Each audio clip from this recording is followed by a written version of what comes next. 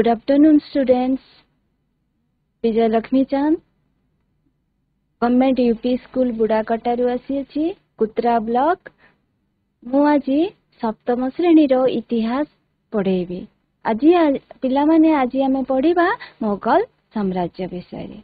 अच्छा तागर मु तुमको किछि कहूछि देख इतिहास रो पृष्ठा को ओलटाइले आमे देखि परिबा जे अनेक वंशर समाहार हेछि तार राजनीति। गोटे वंश साधारणतः भावे बहुदिन सबुदिन से राजनीति करना। हाँ तार समय सीमा अधिक हो पारे कौ वंशर समय सीमा कम हो पारे किंतु से सबुदिन करी पारि नाही। दिने तार आरंभ हेले दिने तार अवसान ही घटी थाए, दिने तार प्रारंभ हेले दिने तार पतन ही हेई थाए। ठीक सेही परी गोटे परे गोटे वंशर कौन होइछि राजनीति सेठी चली आसी आम भारत रे से माने शासन करी आसीछंती। ठीक आज आमे पढ़िबा मोगल साम्राज्य। मोगल भारत रे मोगल साम्राज्य किपरि प्रतिष्ठा हैला और तार राजत्व किपरि चलिला एटा को आज आमे पढ़िबा। ठीक अछि स्मार्ट बोर्ड पाख को जीवा ताहेले पढ़िबा मोगल साम्राज्य विषय रे। मोगल मानकर भारत आगमन। मोगल माने आसिले केबे आउ तांकर शासन प्रतिष्ठा हैला किपरि और किए ताको प्रतिष्ठा करितला से विषय रे आज हमें पढ़ी। मोगल मानकर भारत आक्रमण 16 शताब्दी रो प्रारंभ रे तुगलक वंशर पतन हैला। कहार परे से माने आसिले के मोगल माने कहा परे आसिले। मोगल साम्राज्य आरंभ हैला तुगलक वंशर जेतेबेले अवसान घटिला, तुगलक वंश जेतेबेले पतन हैला से तार सुल्तान शेष सुल्तान गुडाक शासन दुर्बल हेई पड़िले। से माने आ शासन करि पारिले नाही। तार कहार तुगलक वंशर शेष शासक गुडाक हेले सेतेबेले से वंशर अवसान साधारणतः भावे घटिला, से वंशर पतन हैला। से वंशर पतनर सुजोग नहीं कौन हैला देख सम्रांत सामंत ओ प्रादेशिक शासन माने सामंत और प्रादेशिक शासक गुडाक कौन कले सुल्तान को खातिर न करी निज निजर स्वाधीनता से माने घोषणा कले। काउ सुल्तान को ए तुगलक वंशर शेष सुल्तान को से माने आउ खातिर कले नाही। से माने निज निजर कौन कले स्वाधीनता घोषणा कले, निजर मन मुताबक से माने शासन कार्य ग्रहण करिनेले। फल कौन हैला देश रे निज विशृंखला देखा देव ही देव। देश रे कौन अराजकता और विशृंखला देखा देला कोठी देश मध्य रे। सेतेबेले दिल्ली रे के शासन करथिले लोदी वंशर सुल्तान इब्राहिम लोदी। दिल्ली रे से शासन करुथिले के लोदी वंशर सुल्तान इब्राहिम लोदी दिल्ली रे से राजत्व करुथिले। तांकर शासन कहार शासन दिल्ली रे शासन करुथिबा लोदी वंशर शासक इब्राहिम लोदींकर शासन रे अफगान रो अमीर माने असंतुष्ट थिले। अमीर माने कण सम्भ्रांत वंशीय साधारणतः भाव लोक माने तांकर शासन रे से माने संतुष्ट नथिले। कहार शासन रे ए इब्राहिम लोदींकर शासन रे से माने संतुष्ट नथिले। संतुष्ट न होइतिबार से माने कोन कले तांको विरुद्ध रे कहा विरुद्ध रे ए इब्राहिम लोदींक विरुद्ध रे षडयंत्र आरंभ कले के ए अमीर माने अफगान रो अमीर माने साधारणतः भावे तांको विरुद्ध रे षडयंत्र आरंभ कले। से तांको क्षमतारू विताड़ित करिबा पई से माने सदा बेले चेष्टित थिले। काहाकू किभली भाबरे ए इब्राहिम लोदी को आमे क्षमतारू विताड़ित करिदेबु बा दिल्ली रो सुल्तान रो आमे तांको अलगेई देबु बा तांकर कोन पई तांकर शासन स्वेच्छाचारी शासन पई से तांको विताड़ित करिबा पई सदा बेले से माने चेष्टित थिले आ उपाय खोजी बुलुथिले। ठीक एतिकी समय रे काबुल रो राजा के थिले बाबर। बाबर कोठीर राजा थिले काबुल। काबुल अंचल साधारणतः भावे एठी देखा जाईछि देख काबुल रो राजा थिले के बाबर। एठी चित्र रे देखा जाउछि जे काबुल रो राजा थिले के ना बाबर। सेते बेले काबुल अंचल रे राजत्व करुथिले के बाबर। बाबरकर साहाय्य से माने लोडिले किए ए अमीर माने ए बाबरकर साहाय्य लोडिले। सेते बेले बाबर थिले ए काबुल रो राजा।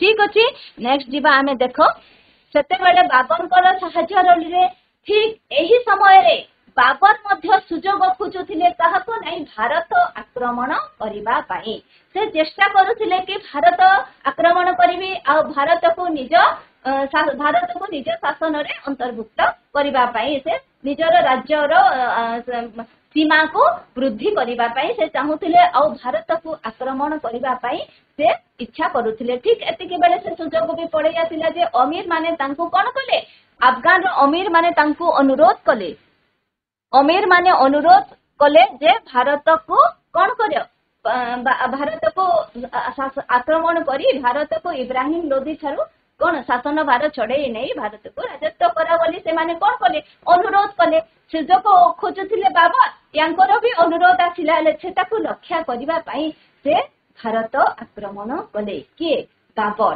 बाबर भारत आक्रमण कले आ दीर्घ 200 वर्ष धरी मोगल अधीन रे भारतीय माने शासित हेथिले मोगल मान को अधीन रे भारत रहिला। बाबर ही साधारणतः भावे मोगल वंशर प्रतिष्ठाता मोगल वंश के भारत आक्रमण करी से मोगल साम्राज्य प्रतिष्ठा करि पारिथिले के बाबर भारत रे हेले वर्तमान भारतर जो प्रधानमंत्री कोठी स्वाधीनता दिवस रे लाल किल्ला ठारे जो उद्बोधन दियंती समस्ते देखिथिबे टीवी माध्यम रे जे देखि पारि छौ आमे जे प्रधानमंत्री एई स्वाधीनता दिवस रे कोन करंती बा आम भारतीय समस्त भारतीय माननकु उद्बोधन देई थांती सेटा कोठी अछि सेटा साधारणतः भावे दिल्ली रे अछि आ से कोन सेई ताकू तैयारी करथिले कि ए मोगल माने ही तैयारी करते ताहा थिला मोगल सम्राट मानकर बासभवन थिला कोटा ए दिल्ली रो जो लाल किल्ला अछि ए लाल किल्लाटा साधारणतः भावे मोगल माने तैयारी करथिले आ ए मोगल मानकर बासभवन थिला कोटा ए दिल्ली रो लाल किल्ला देखि परछु चित्र रे सेटा को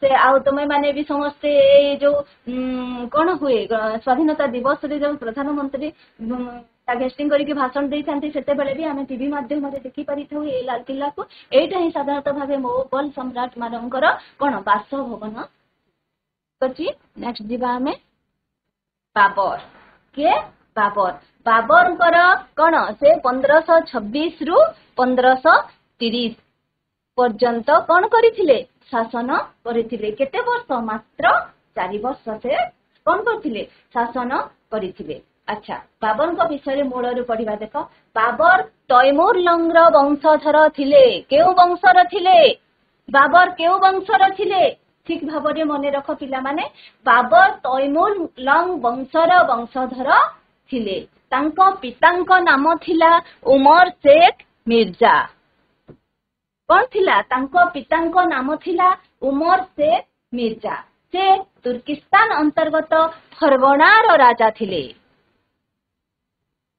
तांको बापा कोठर राजा थिले फरगणा सेटा तुर्किस्तान रो से फरगणा रो राजा थिले बाबर तांको पुत्र थिले कहार से उमर शेख मिर्जांकर पुत्र हले बाबर तांकर मृत्यु परे बाबर से फरगणा राजार राजा हेथिले किंतु बाबर जणे साहसी थिले वीर थिले एवं से कोन थिले सैन्य चालना रे दक्षता पूर्ण दक्षता थिला तांकर कहार बाबर रो तेनु से कोन करिथिले से एते छोट राज्य भितरे से कोन बांधी होई न रही तांकर राज्यर सीमा अधिक बढ़ाइबा पे से सब बेले चेष्टा करिथिले से काबुल और कांदाहार जय करथिले तापरे से कोन करथिले काबुल और कांदाहार को जय करथिले प्रथमे से कोन करथिले से जणे वीर साहसी दक्षता थिले तांकर सबुथिरे से पारंगम थिले तेणु से दातांकर राज्यर समय सीमा राज्यर सीमा को से बढ़ाइबा पई प्रथमे काबुल और कांदाहार को जय करथिले तापरे से भारत आक्रमण करिथिले के ए बाबर तापरे से भारत आक्रमण करिथिले केते ख्रीष्टाब्द रे 1526 ख्रीष्टाब्द रे से पानीपत नामक स्थान रे प्रथम करी इब्राहिम लोदी का सहित तुमुल युद्ध करिथिले ए पानीपतटा कोठी साधारणतः भावे दिल्ली रो कुरुक्षेत्र गला बेले रास्ता रे ए पानीपतटा पड़े ए पानीपत नामक स्थान रे इब्राहिम लोदी को से प्रथम थर ए 1526 ख्रीष्टाब्द रे भेटिथिले आ दुई जनक मध्य रे कोन हेतला तुमुल ଯୁଦ୍ଧ ହୋଇଥିଲା। ତେଣୁ ଏହାକୁ ପ୍ରଥମ ପାନିପତ ଯୁଦ୍ଧ ବୋଲି କୁହାଯାଏ। କ'ଣ କୁହାଯାଏ? ପ୍ରଥମ ପାନିପତ ଯୁଦ୍ଧ କେବେ ହୋଇଥିଲା? ନା 1526 ଖ୍ରୀଷ୍ଟାବ୍ଦରେ ହୋଇଥିଲା। କାହା କାହା ମଧ୍ୟରେ ହୋଇଥିଲା? ଇବ୍ରାହିମ ଲୋଧି ଓ ବାବର। ବାବର ଓ ଇବ୍ରାହିମ ଲୋଧିଙ୍କ ମଧ୍ୟରେ 1526 ଖ୍ରୀଷ୍ଟାବ୍ଦରେ ପାନିପତ ନାମକ ସ୍ଥାନରେ ଏହି ଯୁଦ୍ଧ ହୋଇଥିବାରୁ ଏହାକୁ ପ୍ରଥମ ପାନିପତ ଯୁଦ୍ଧ ବୋଲି କୁହାଯାଏ। ବାବର ଏହି ଯୁଦ୍ଧରେ ବିଜୟ ଲାଭ କରିଥିଲେ। ଏହି ଯୁଦ୍ଧରେ କିଏ ଜୟଯୁକ୍ତ ହୋଇଥିଲେ? ଏହି ଯୁଦ୍ଧରେ ବାବର ଜୟଯୁକ୍ତ ହୋଇଥିଲେ। କିଏ? ବାବର ଏହି ଯୁଦ୍ଧରେ ଜୟଯୁକ୍ତ ହୋଇଥିଲେ। ଏହି ଯୁଦ୍ଧରେ ଜୟ ହେଲା ପରେ ସେ ଦିଲ୍ଲୀ ଓ ଆଗ୍ରା ଅଧିକାର କରିଥିଲେ। କ'ଣ ଅଧିକାର କରିଥିଲେ? ଯେ ଦିଲ୍ଲୀ ଓ ଆଗ୍ରା ଅଧିକାର କରିଥିଲେ ଏବଂ ପରେ ଏହାପରେ ସେ ଭାରତର ଏକ ବିଶାଳ ମୋଗଳ ସାମ୍ରାଜ୍ୟ ପ୍ରତିଷ୍ଠା କରିବାରେ ମୂଳଦୁଆ ପକେଇଥିଲେ। କିଏ? ବାବର। ଭାରତରେ ପ୍ରଥମ ମୋଗଲ ସାମ୍ରାଜ୍ୟର ପ୍ରତିଷ୍ଠାତା ହେଲେ କିଏ? ବାବର। এই ଭାରତର ମୋଗଲ ସାମ୍ରାଜ୍ୟର ମୂଳଦୁଆ ପକେଇଲେ କିଏ? ବାବର। ଠିକ ଅଛି ପିଲାମାନେ, ବୁଝିପାରିଲ? ନେକ୍ସଟ ତାପରେ 1527 ଖ୍ରୀଷ୍ଟାବ୍ଦରେ 1526 ଖ୍ରୀଷ୍ଟାବ୍ଦରେ ତ କ'ଣ ହେଇଥିଲା? ପ୍ରଥମ ପାନିପତ ଯୁଦ୍ଧ ହେଇଥିଲା। ସେ ଇବ୍ରାହିମ ଲୋଧିଙ୍କ ସହିତ ଯୁଦ୍ଧ କରି ସେ କ'ଣ କରିଥିଲେ? ଦିଲ୍ଲୀ ଓ ଆଗ୍ରା ଅଧିକାର କରି ଭାରତରେ ମୋଗଲ ସାମ୍ରାଜ୍ୟ ପ୍ରତିଷ୍ଠାତା କରିଥିଲେ ଆଉ ମୋଗଲ ସାମ୍ରାଜ୍ୟର ମୂଳଦୁଆ ସେ ସେଠି ପକେଇଥିଲେ। ତାପରେ 1527 ଖ୍ରୀଷ୍ଟାବ୍ଦରେ ରାଣା ସଂଘ 1527 ଖ୍ରୀଷ୍ଟାବ୍ଦରେ ଆର ବର୍ଷ ସେ କ'ଣ ହେଲା? 1527 ଖ୍ରୀଷ୍ଟାବ୍ଦରେ ରାଣା ସଂଘକୁ ସେ ଖନୁଆ ଠାରେ କ'ଣ କରିଥିଲେ? ଖନୁଆ ଠାରେ ପରାସ୍ତ କରିଥିଲେ, ଯାହା ଖନୁଆ ଯୁଦ୍ଧ ନାମରେ ପରିଚିତ, ଯାହାକୁ ଆମେ ଖନୁଆ ଯୁଦ୍ଧ କହିବା। କେବେ ହୋଇଥିଲା? 1527 ଖ୍ରୀଷ୍ଟାବ୍ଦରେ ହୋଇଥିଲା। କାହା କାହା ମଧ୍ୟରେ ହୋଇଥିଲା? ନା ରାଣା ସଂଘ ଓ ବାବରଙ୍କ ମଧ୍ୟରେ ହୋଇଥିଲା। ଆଉ ଏଥିରେ କ'ଣ କିଏ ବିଜୟ ହୋଇଥିଲେ? ବାବର ଏଥିରେ ଜୟଯୁକ୍ତ ହୋଇଥିଲେ। କୋଉ ଯୁଦ୍ଧରେ? ମା ଖନୁଆ ଯୁଦ୍ଧରେ। କେବେ ହୋଇଥିଲା? ନା 1527 ଖ୍ରୀଷ୍ଟାବ୍ଦରେ ହେଇଥିଲା। ଏହାପରେ ସେ କ'ଣ କରିଥିଲେ? ମେଦିନୀ ରାଓକୁ 1528 ଖ୍ରୀଷ୍ଟାବ୍ଦରେ ସେ ଯୁଦ୍ଧ କରି ମେଦିନୀ ରାଓଙ୍କୁ ପରାସ୍ତ କରିଥିଲେ ଓ ମେଦିନୀ ରାଓଙ୍କ ଠାରୁ ସେ ଚାନ୍ଦେରୀ ଦୁର୍ଗ ଅଧିକାର କରିଥିଲେ। କ'ଣ ଅଧିକାର କରିଥିଲେ? ଚାନ୍ଦେରୀ ଦୁର୍ଗ ଅଧିକାର କରିଥିଲେ। କାହାଠାରୁ? ମେଦିନୀ ରାଓଙ୍କ ଠାରୁ। ତାପରେ ଦେଖ 1529 ଖ୍ରୀଷ୍ଟାବ୍ଦରେ ପ୍ରତ୍ୟେକ ବର୍ଷ ଖାଲି ସେ କ'ଣ କରୁଛନ୍ତି? ଯେ ତାଙ୍କର ରାଜ୍ୟର ସୀମାକୁ ବଢେଇବା ପାଇଁ ଯେତେ ନିକଟବର୍ତ୍ତୀ ଥିଲେ ସବୁ ରାଜାଙ୍କ ସହିତ ଯୁଦ୍ଧ କରି ସେ କ'ଣ କରିଛନ୍ତି? ଅକ୍ତିଆର କରି ଆଣୁଛନ୍ତି। 1529 ଖ୍ରୀଷ୍ଟାବ୍ଦରେ ନୁସରତ ଓ ମାମୁଦକୁ ପାଟନା ଠାରେ କ'ଣ କରିଥିଲେ? ପାଟନା ନିକଟବର୍ତ୍ତୀ ଘରଘରା ନଦୀ କୂଳରେ ସେମାନଙ୍କୁ ପରାସ୍ତ କରିଥିଲେ। କୋଉଠି? ନା ପାଟନା ନିକଟବର୍ତ୍ତୀ ଘରଘରା ନଦୀ କୂଳରେ ସେମାନଙ୍କୁ ପରାସ୍ତ କରିଥିଲେ। କାହାକୁ? ନୁସରତ ଓ ମାମୁଦ ଦୁଇଙ୍କୁ ପରାସ୍ତ କରି ଘରଘରା ନଦୀ କୂଳରେ ହୋଇଥିବାରୁ ଏହାକୁ ଘରଘରା ଯୁଦ୍ଧ ବୋଲି କୁହାଯାଏ ବା ଘରଘରା ଯୁଦ୍ଧ ନାମରେ ପରିଚିତ ହେଲା। ଏଇ ଯୁଦ୍ଧରେ କାହାକୁ ପରାସ୍ତ କରିଥିଲେ? ନା ମାମୁଦ ଆଉ ନୁସରତ ଦୁଇ ଜଣଙ୍କୁ ପରାସ୍ତ କରିଥିଲେ। ଆଉ ଏହି ଯୁଦ୍ଧରେ ବାବର କ'ଣ ବିଜୟୀ ଲାଭ କରିଥିଲେ। କେତେ ଖ୍ରୀଷ୍ଟାବ୍ଦରେ ହୋଇଥିଲା? ନା 1529 ଖ୍ରୀଷ୍ଟାବ୍ଦରେ ହୋଇଥିଲା। ଏହି ଯୁଦ୍ଧ ହେଉଛି ବାବରଙ୍କର ଶେଷ ଯୁଦ୍ଧ। 1529 ପରେ ଆଉ ଶେଷ ଯୁଦ୍ଧ ଆଉ କରିନାହାନ୍ତି। ଶେଷରେ ବାବର 1530 ଖ୍ରୀଷ୍ଟାବ୍ଦରେ ମୃତ୍ୟୁବରଣ କରିଥିଲେ। କେତେ ଖ୍ରୀଷ୍ଟାବ୍ଦରେ? 1530 ଖ୍ରୀଷ୍ଟାବ୍ଦରେ ବାବର ମୃତ୍ୟୁବରଣ କରିଥିଲେ। ତାଙ୍କର ମୃତ୍ୟୁ ବେଳକୁ ତାଙ୍କର ସାମ୍ରାଜ୍ୟ ପଞ୍ଜାବ ଠାରୁ ବିହାର ପର୍ଯ୍ୟନ୍ତ, ଏଠିରେ ଦେଖ ପଞ୍ଜାବ ଏଇଠି ଅଛି, ପଞ୍ଜାବ ଠାରୁ ସାଧାରଣତଃ ବିହାର ପର୍ଯ୍ୟନ୍ତ ତାଙ୍କର କ'ଣ ହେଇଥିଲା? ତାଙ୍କର ବିହାର ପର୍ଯ୍ୟନ୍ତ ତାଙ୍କର ସାମ୍ରାଜ୍ୟ ବିସ୍ତାର ଲାଭ କରିଥିଲା। କୋଉଠାରୁ? ପଞ୍ଜାବ ଠାରୁ ସାଧାରଣତଃ ଭାବେ ବିହାର ପର୍ଯ୍ୟନ୍ତ। ମୁଁ ଏଇଟା ଦେଖେଇଦେଲି। ଏଇଠି ପଞ୍ଜାବ ଠାରୁ ସାଧାରଣତଃ ସେ ବିହାର ପର୍ଯ୍ୟନ୍ତ ତାଙ୍କର ସାମ୍ରାଜ୍ୟକୁ ବିସ୍ତାର କରିଥିଲେ। ଯଦିଓ ସେ କୋଉଠି ଆସିଥିଲେ? ସେ ଫରଗଡ଼ାରୁ ଆସିକି। ବାବର କେବଳ ଏକ ଯୋଦ୍ଧା ନଥିଲେ, ଖାଲି ସେ ଯୁଦ୍ଧ କରୁଥିଲେ ବୋଲି ନାହିଁ। କେବଳ ଏକ ଯୋଦ୍ଧା ନଥିଲେ, ସେ ଜଣେ ସୁସାହିତ୍ୟିକ ମଧ୍ୟ ଥିଲେ। ସେ ତାଙ୍କର ତୁର୍କୀ ଭାଷାରେ, କୋଉ ଭାଷାରେ? ତୁର୍କୀ ଭାଷାରେ ନିଜର ଆତ୍ମଜୀବନୀ ରଚନା କରିଥିଲେ।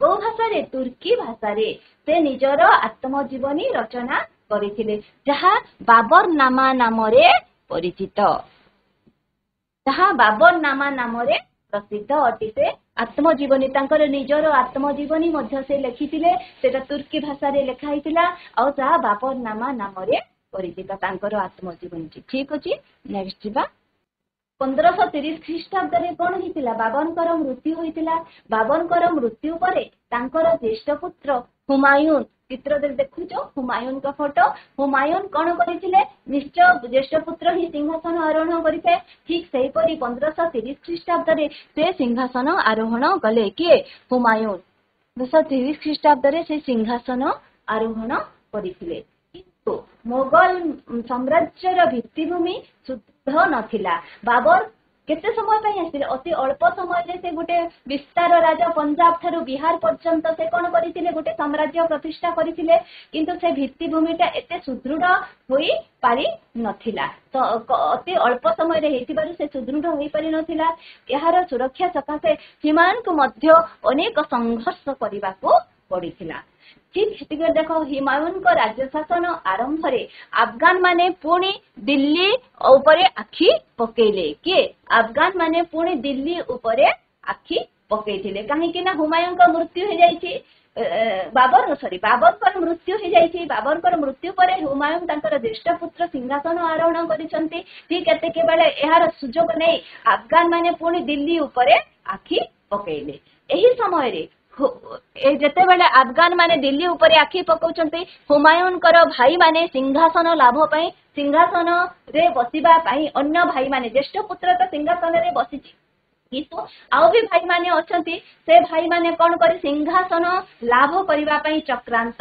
ଚଲେଇଛନ୍ତି ଦେଖ ସେ ଇଆଡେ ଆଫଗାନ ମାନେ ଆଖି ପକାଉଛନ୍ତି ଇଆଡେ ଭାଇମାନେ କଣ କରୁଛନ୍ତି ସିଂହାସନ ଲାଭ କରିବା ପାଇଁ ଚକ୍ରାନ୍ତ ଚଲେଇଛନ୍ତି ଠିକ ଏତିକି ବେଳେ ସମ୍ଭ୍ରାନ୍ତ ଓ ଉଚ୍ଚ ପଦସ୍ଥ କର୍ମଚାରୀ ମାନେ ଯେଉଁମାନେ ଥିଲେ କୋଉଠି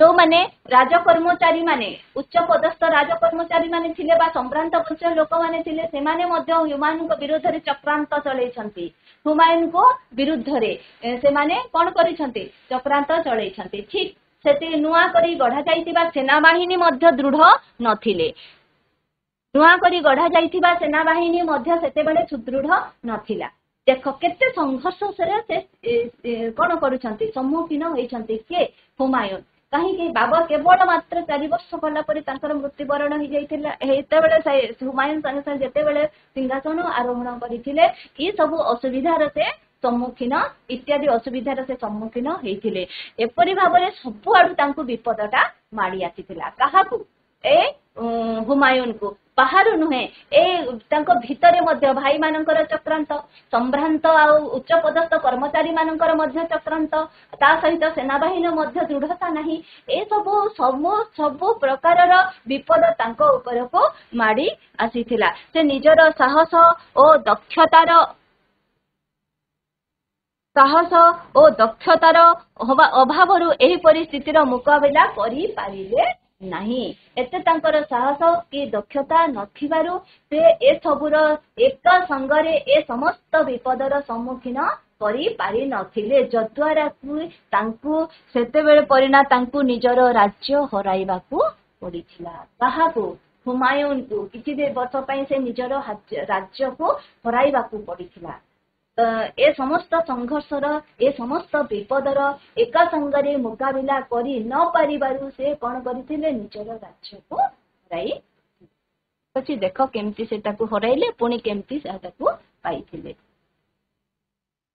ହୁମାୟୁନ ବାହାଦୁର ଶାହଙ୍କୁ ପରାସ୍ତ କରି ଗୁଜରାଟ ଓ ମାଲୱା ଅଧିକାର କରିଥିଲେ ପ୍ରଥମେ କଣ କରିଥିଲେ ସେ ବାହାଦୁର ଶାହଙ୍କୁ ପରାସ୍ତ କରି ଗୁଜରାଟ ଓ ମାଲୱା ଏତେ ଦେଖ ଗୁଜରାଟ ଓ ମାଲୱା ପାଖରେ ପାଖରେ ଗୁଜରାଟ ଓ ମାଲୱା ଆଉ ଗୁଜରାଟ ଏ ଦୁଇଟା ସେ କଣ କରିଥିଲେ ଅକ୍ତିଆର କରିଥିଲେ କିଏ ହୁମାୟୁନ ପ୍ରଥମ କରି ସେ ବାହାଦୁର ଶାହଙ୍କୁ ପରାସ୍ତ କଲେ ବାହାଦୁର ଶାହଙ୍କୁ ପରାସ୍ତ କରି ସାରିଲା ପରେ ସେ ଗୁଜରାଟ ଆଉ ମାଲୱା ନିଜର ଅଧୀନକୁ ଆଣିଥିଲେ ତାପରେ ବାହାଦୁର ଶାହଙ୍କ ଭଳି ପୂର୍ବରେ ଶେର ଖାଁ ଆଉ ଜଣେ କଣ କରିଥିଲେ ଶେର ଖାଁ ପରାକ୍ରମୀ ଆଫଗାନୀ ବିଦ୍ରୋହୀ ମାନଙ୍କ ମଧ୍ୟରେ ସେ ଅନ୍ୟତମ ଥିଲେ ସେ ବହୁତ ଶକ୍ତିଶାଳୀ ଥିଲେ ସେ ତାଙ୍କ ବିରୋଧରେ ବିଦ୍ରୋହ କଲେ। କାହା ବିରୋଧରେ? ହୁମାୟୁନଙ୍କ ବିରୁଦ୍ଧରେ। ସିଂହାସନ ଆରୋହଣ ପରେ ହୁମାୟୁନ ଶେର ଖାଁ ବିରୁଦ୍ଧରେ ଯୁଦ୍ଧ ଯାତ୍ରା କରିଥିଲେ ଓ ଏତିକି ବେଳେ ଶେର ଖାଁ କଣ କରିଥିଲେ? ତାଙ୍କୁ ଆତ୍ମସମର୍ପଣ କରିଥିଲେ। ପରେ କିନ୍ତୁ ଯେତେବେଳେ ହୁମାୟୁନ ବାହାଦୁର ଶାହଙ୍କ ସହିତ ଯୁଦ୍ଧରତ ଥିଲେ, ପ୍ରଥମ କରି ଦେଖ ଶେର ଖାଁ କଣ କରିଥିଲେ? ଆତ୍ମସମର୍ପଣ କରିଥିଲେ। କାହା ପାଖରେ? ନା ହୁମାୟୁନଙ୍କ ପାଖରେ। କିନ୍ତୁ ଯେତେବେଳେ ହୁମାୟୁନ ଶେର ଖାଁ ବାହାଦୁର ଶାହଙ୍କ ସହିତ ଯୁଦ୍ଧରତ ଥିଲେ, ଠିକ ସେତିକି ବେଳେ ଶେର ଖାଁ ପୁଣି କଣ କରିଥିଲେ? ନା ବଙ୍ଗର ରାଜ୍ୟକୁ ଆକ୍ରମଣ କଲେ। ସେ ତ ସିଆଡେ ଯୁଦ୍ଧରତ ଅଛନ୍ତି, ଇଆଡେ ପୁଣି ପୂର୍ବ ପଟରେ କଣ କରିଥିଲେ? ନା ସେ ବଙ୍ଗକୁ ଅଧିକାର କରିନେଲେ। ସେତିକି ବେଳେ ବଙ୍ଗର ରାଜା ସୁଲତାନ ମାହମୁଦ ତାହା ବହୁତ ଅର୍ଥ ଦେଇ ତାଙ୍କ ସହିତ ସନ୍ଧି କରିଦେଲେ। କାହା ସହିତ? ଶେର ଖାଁ ସହିତ ସନ୍ଧି କରିବାକୁ ବାଧ୍ୟ ହେଲେ। ଫଳରେ ଶେର ଖାଁ ସମଗ୍ର ବିହାର ଓ ବଙ୍ଗଳା ପ୍ରତିଷ୍ଠିତ କଲେ। ସେ ବଙ୍ଗ ବି ଅଧିକାର କଲେ।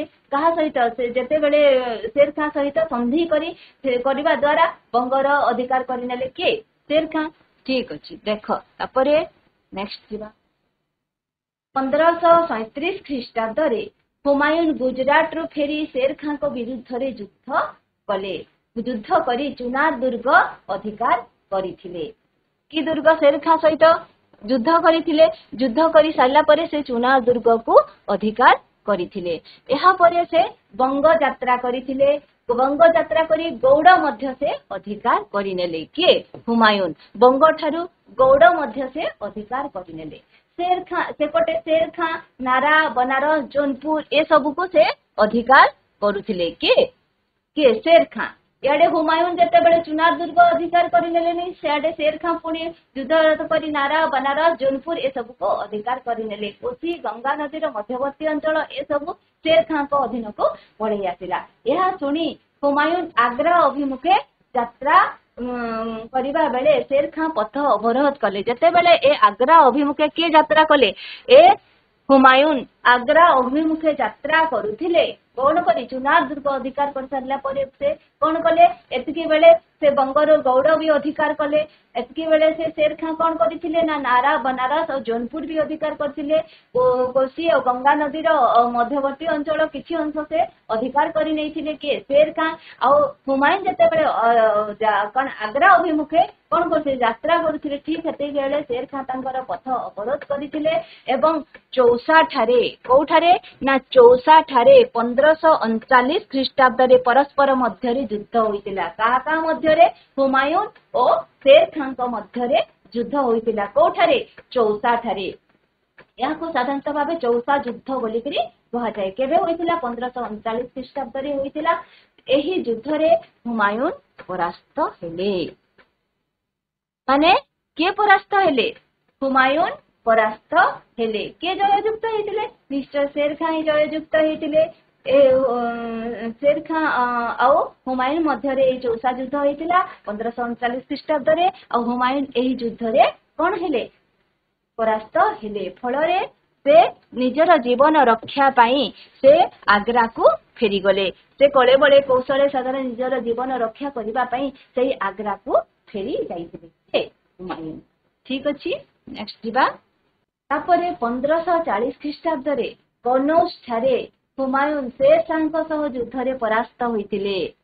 କନୌଜ ଠାରେ ହୁମାୟୁନ ଶେର ଖାଁଙ୍କ ସହିତ ଯୁଦ୍ଧରେ ପରାସ୍ତ ହୋଇଥିଲେ। ଆଉ ସେତେବେଳେ ସେ କଣ କଲେ? ଦିଲ୍ଲୀ ସିଂହାସନକୁ ହରାଇ ବସିଥିଲେ।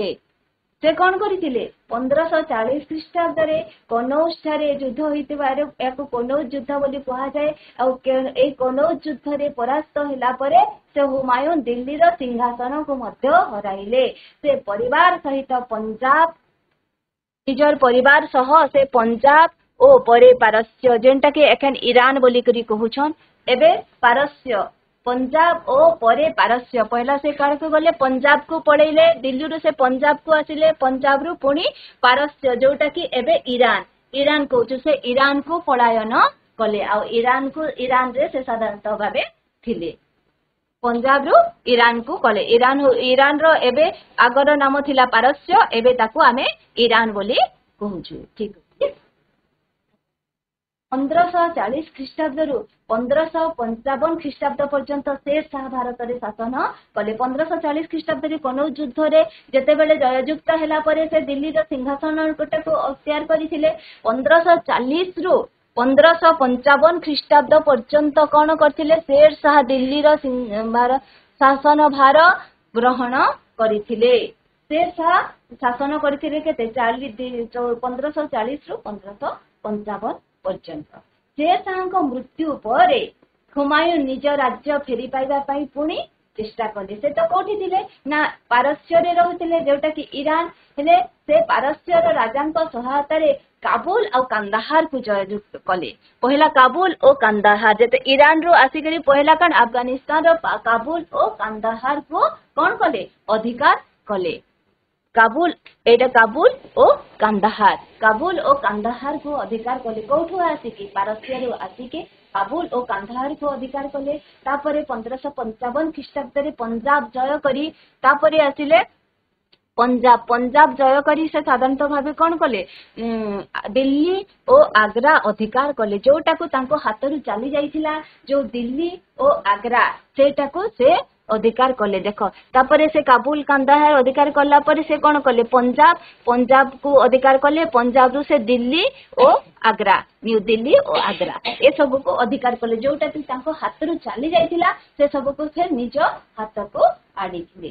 କିନ୍ତୁ ଫେରି ସାମ୍ରାଜ୍ୟକୁ 1 ବର୍ଷ ସେ ସେତେବେଳେ ଅଧିକାର କରି ସେ କଣ କଲେ ନା ସାମ୍ରାଜ୍ୟକୁ ସେ 1 ବର୍ଷରୁ ଅଧିକ ସମୟ ଭୋଗ କରିପାରିଲେ ନାହିଁ। ସେଠାରେ ସେ ସିଂହାସନ ଆରୋହଣ କଲେ। ଯଦିଓ ସେ ଫେରି ପାଇଥିବା ସାମ୍ରାଜ୍ୟକୁ ଫେରି ପାଇଲେ, ତଥାପି ସେ କେବଳ 1 ବର୍ଷ ହିଁ ଶାସନ କଲେ। 1 ବର୍ଷରୁ ଅଧିକ ଶାସନ କରିପାରିଲେ। ସେ ତାଙ୍କର ନିଜର ପାଠାଗାର ଯୋଉ ଅଛି ସେଇ ପାଠାଗାରରୁ ପଢି ସିଢିରୁ ଓହ୍ଲାଇଲା ବେଳେ ତାଙ୍କର ଗୋଡ ଖସିଯିବାରୁ ସେ 1556 ଖ୍ରୀଷ୍ଟାବ୍ଦ କରିଥିଲେ। 1556 ଖ୍ରୀଷ୍ଟାବ୍ଦରେ ମୃତ୍ୟୁବରଣ କଲେ। କିଏ? ହୁମାୟୁନ। କେବଳ 1 ବର୍ଷ ପାଇଁ ଶାସନ କଲେ, ଆଉ ବେଶୀ କରିପାରିଲେ ନାହିଁ। ଇତିମଧ୍ୟରେ ସେ ଯଦି ହରେଇଥିବା ତାଙ୍କର କଣ ସାମ୍ରାଜ୍ୟକୁ ସେ ଫେରି ପାଇଥିଲେ। ସେ ତାଙ୍କ ପରେ ସେ ତାକୁ ଫେରି ପାଇଲେ। ଯେତେବେଳେ ସେ ତାଙ୍କର ଶାସନ ସେତେବେଳେ ପର୍ଯ୍ୟନ୍ତ ତାକୁ ଫେରି ପାଇ ନଥିଲେ, କିନ୍ତୁ ତାଙ୍କର ସେ ଏସବୁ ଅଧିକାର କରିଥିଲେ। 1556 ଖ୍ରୀଷ୍ଟାବ୍ଦରେ ତାଙ୍କର ମୃତ୍ୟୁ ହୋଇଥିଲା। ମୋଗଲ ସମ୍ରାଟ ମାନଙ୍କର ବାସଭବନ କେଉଁଠି ଥିଲା? ମୋଗଲ ସମ୍ରାଟ ମାନଙ୍କର ବାସଭବନ କେଉଁଠି ଥିଲା? ମୋଗଲ ସମ୍ରାଟ ମାନଙ୍କର ବାସଭବନ କେଉଁଠି ଥିଲା? ମୋଗଲ ସମ୍ରାଟ ମାନଙ୍କର ବାସଭବନ ଲାଲକିଲ୍ଲାରେ ଥିଲା। ଠିକ ଅଛି, ବହୁତ ସୁନ୍ଦର, ବଢିଆ ହେଇଛି ଉତ୍ତର। ବାବର କେଉଁ ବଂଶର ବଂଶଧର ଥିଲେ? ତୈମୁରଲଙ୍ଗ। ଭେରି ଗୁଡ, ବଢିଆ ଉତ୍ତର ହେଇଛି। ତୈମୁରଲଙ୍ଗର ବଂଶଧର ଥିଲେ। ବଢିଆ, ଭେରି ଗୁଡ। ପ୍ରଥମ ପାନିପତ ଯୁଦ୍ଧ କାହା କାହା ମଧ୍ୟରେ ହୋଇଥିଲା? ପାନିପତ। ପ୍ରଥମ ପାନିପତ ଯୁଦ୍ଧ କାହା କାହା ମଧ୍ୟରେ ହୋଇଥିଲା? କାହା କାହା ମଧ୍ୟରେ ହୋଇଥିଲା? ବାବର ଓ ଇବ୍ରାହିମ ଲୋଦି। ଭେରି ଗୁଡ, ବାବର ଓ ଇବ୍ରାହିମ ଲୋଦିଙ୍କ ମଧ୍ୟରେ ହୋଇଥିଲା। ଖାନୁଆ ଯୁଦ୍ଧ କେବେ ହୋଇଥିଲା? ଖାନୁଆ ଯୁଦ୍ଧ କେବେ ହୋଇଥିଲା? 1527। 1527 ଖ୍ରୀଷ୍ଟାବ୍ଦରେ ଖାନୁଆ ଯୁଦ୍ଧ ହୋଇଥିଲା। ବାବର କାହାକୁ ପରାସ୍ତ କରି ଚାନ୍ଦେରୀ ଦୁର୍ଗ ଅଧିକାର କରିଥିଲେ? ବାବର ମେଦିନୀ ରାଓ। ଭେରି ଗୁଡ, ବଢିଆ ଉତ୍ତର। ଠିକ ଅଛି, ନେକ୍ସଟ ଯିବା ଆମେ ମେଦିନୀ ରାଓଙ୍କୁ। ବଢିଆ ହେଇଛି, ଭେରି ଗୁଡ। ବାବର ଘରଘରା ଯୁଦ୍ଧରେ କାହାକୁ ପରାସ୍ତ କରିଥିଲେ? ବାବର ଘରଘରା ଯୁଦ୍ଧରେ କାହାକୁ ପରାସ୍ତ କରିଥିଲେ? ଅଛି, ମୁଁ କହିଦଉଛି, ନୁସରତ ଓ ମାହମୁଦ କୁ ପରାସ୍ତ କରିଥିଲେ। କୋଉଠି? ଘରଘରା ଯୁଦ୍ଧରେ। ବାବରଙ୍କ ଆତ୍ମଜୀବନୀ କୋଉ ନାମରେ ପ୍ରସିଦ୍ଧ? ବାବରଙ୍କ ଆତ୍ମଜୀବନୀ କୋଉ ନାମରେ ପ୍ରସିଦ୍ଧ? ବାବର ନାମା। ଭେରି ଗୁଡ, ବାବର ନାମରେ ପ୍ରସିଦ୍ଧ। ବାବରଙ୍କ ପରେ କିଏ ସିଂହାସନ ଆରୋହଣ କରିଥିଲେ? ବାବରଙ୍କ ପରେ କିଏ ସିଂହାସନ ଆରୋହଣ କରିଥିଲେ? ହୁମାୟୁନ। ତାଙ୍କ ପୁତ୍ର ହୁମାୟୁନ। Very good, Humayun. ଚୌସା ଯୁଦ୍ଧ କେବେ ହୋଇଥିଲା? ଚୌସା ଯୁଦ୍ଧ କେବେ ହୋଇଥିଲା? ଚୌସା ଯୁଦ୍ଧ କେବେ ହୋଇଥିଲା? ଅଛି 1539 ଖ୍ରୀଷ୍ଟାବ୍ଦରେ ହୋଇଥିଲା। କନୌଜ ଯୁଦ୍ଧରେ କିଏ ପରାସ୍ତ ହୋଇଥିଲେ? କନୌଜ ଯୁଦ୍ଧରେ କିଏ ପରାସ୍ତ ହୋଇଥିଲେ? ହୁମାୟୁନ। ଭେରି ଗୁଡ। କନୌଜ ଯୁଦ୍ଧରେ ହୁମାୟୁନ ପରାସ୍ତ ହୋଇଥିଲେ। ବଢିଆ ବୁଝିଛ ପିଲାମାନେ। ଠିକ ଅଛି, ନେକ୍ସଟ ପ୍ରଶ୍ନକୁ ଆମେ ଯିବା। ତଳ ପ୍ରଶ୍ନର କେତେକ ସମ୍ଭାବ୍ୟ ଉତ୍ତର ଦିଆଯାଇଛି, ସେଗୁଡିକ ମଧ୍ୟରୁ ଯେଉଁ ଉତ୍ତରଟା ଠିକ ତା ପାଖରେ ଟିକ ଚିହ୍ନ ଦେବା ଆମେ। ବାବରଙ୍କ ପିତାଙ୍କ ନାମ କଣ ଥିଲା? ଶେଖର ମିର୍ଜା, ଉମର ଶେଖ ମିର୍ଜା, ଶେଖ ଉମର ମିର୍ଜା ଓ ଶେଖ ମିର୍ଜା। କୋଉଟା ରାଇଟ୍? ସେଠି ଆମେ ଟିକ ମାରିବା। उमर शेख मिर्जा। उमर शेख मिर्जा। Very good. ବଢିଆ ଉତ୍ତର ହେଇଛି। ଘରଘରା ଯୁଦ୍ଧରେ କେତେ ଖ୍ରୀଷ୍ଟାବ୍ଦରେ ହୋଇଥିଲା? 1529, 1530, 1531, 1532। କେତେ ଖ୍ରୀଷ୍ଟାବ୍ଦରେ ହୋଇଥିଲା? 1529। Very good. ବଢିଆ ଉତ୍ତର। ପାରସ୍ୟର ବର୍ତ୍ତମାନ ନାମ କଣ? ପାରସ୍ୟର ବର୍ତ୍ତମାନ ନାମ କଣ? Iraq, Kuwait, Saudi Arab, Iran. କୋଉଟା? ପାରସ୍ୟର ବର୍ତ୍ତମାନ ନାମ କଣ? ପାରସ୍ୟର ବର୍ତ୍ତମାନ ନାମ ହଉଛି ଇରାନ। ହେଲା। ତାପରେ ବାବରନାମା କେଉଁ ଭାଷାରେ ଲେଖା ଯାଇଛି? ପାର୍ସୀ, ତୁର୍କୀ, ହିନ୍ଦୀ, ଆରବୀ। କୋଉ ଭାଷାରେ? तुर्की। ତୁର୍କୀ ଭାଷାରେ ଲେଖା ଯାଇଛି। Very good, very good. ବଢିଆ ଉତ୍ତର ହେଇଛି। ତୁର୍କୀ ଭାଷାରେ ଲେଖା ଯାଇଛି। ଲାଲକିଲ୍ଲା କେଉଁଠି ଅବସ୍ଥିତ? ଦିଲ୍ଲୀ, ବମ୍ବେ, କୋଲକାତା, ଗୁଜରାଟ। ଦିଲ୍ଲୀ। Very good. ବଢିଆ ଉତ୍ତର। ଦିଲ୍ଲୀ। Very good. ବଢିଆ ହେଇଛି। ନେକ୍ସଟ ଯିବା ଆମେ। ଦେଖ, କ ସ୍ତମ୍ଭରେ ଥିବା ସମୟକୁ ଖ ସ୍ତମ୍ଭରେ ଥିବା ଘଟଣା ସହିତ ଯୋଡ। ଗାର ଦେଇ ଯୋଡ। କ ସ୍ତମ୍ଭରେ କେତେ ଖ୍ରୀଷ୍ଟାବ୍ଦ ବା ସମୟ ଦିଆଯାଇଛି, ଆଉ ଖ ସ୍ତମ୍ଭରେ କେତେ ଘଟଣା? 1530 ଖ୍ରୀଷ୍ଟାବ୍ଦ। କଣ ହେବ? 1530 ଖ୍ରୀଷ୍ଟାବ୍ଦ ହୁମାୟୁନ ଆରୋହଣ କରିଥିଲେ। 1526 ରେ କଣ ହେଇଥିଲା?